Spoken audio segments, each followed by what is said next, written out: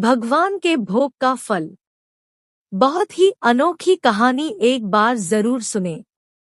हमारे शास्त्रों में लिखा गया है कि घर में बनने वाले भोजन का सर्वप्रथम भगवान को भोग लगाना चाहिए, फिर स्वयं ग्रहण करना चाहिए।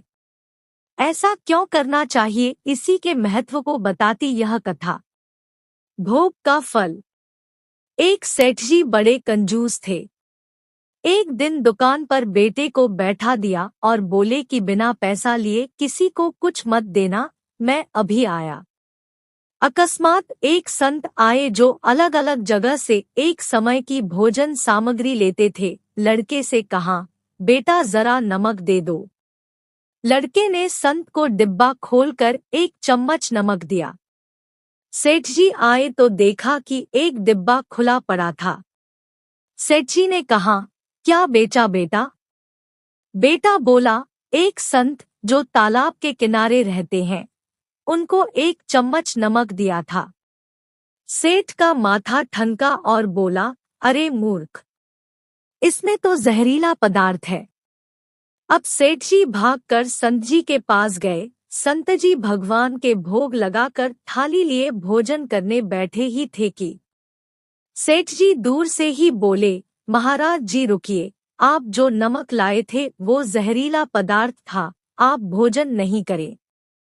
संत जी बोले, भाई हम तो प्रसाद लेंगे ही, क्योंकि भोग लगा दिया है और भोग लगा भोजन छोड़ नहीं सकते। हाँ, अगर भोग नहीं लगता तो भोजन नहीं करते, और कहते कहते भोजन शुरू कर दिया।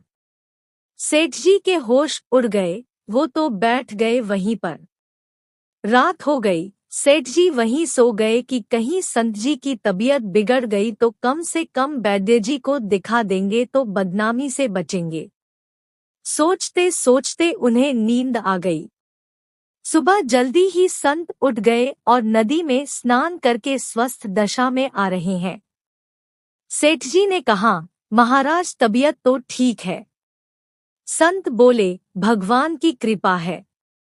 इतना कहकर मंदिर खोला तो देखते हैं कि भगवान के श्री विग्रह के 2 भाग हो गए हैं और शरीर काला पड़ गया है। अब तो सेठ जी सारा मामला समझ गए कि अटल विश्वास से भगवान ने भोजन का जहर भोग के रूप में स्वयं ने ग्रहण कर लिया और भक्त को प्रसाद का ग्रहण कराया। सेठ जी ने घर आकर बेटे को घर दुकान संभला दी और स्वयं भक्ति करने संत शरण चले गए। भगवान को निवेदन करके भोग लगा करके ही भोजन करें, भोजन अमृत बन जाता है। प्रभु के पीछे पड़ जा, चाहत रंग दिखलाएगी। प्रीत की डोरी बड़ी प्रबल, बाबा से तुझे मिलाएगी। दोस्तों, कहानी अच्छी लगी तो हमारे चैनल को जरूर सब्सक्राइब करें, वीडियो को लाइक करें, शेयर करें, कमेंट करें। Thank you.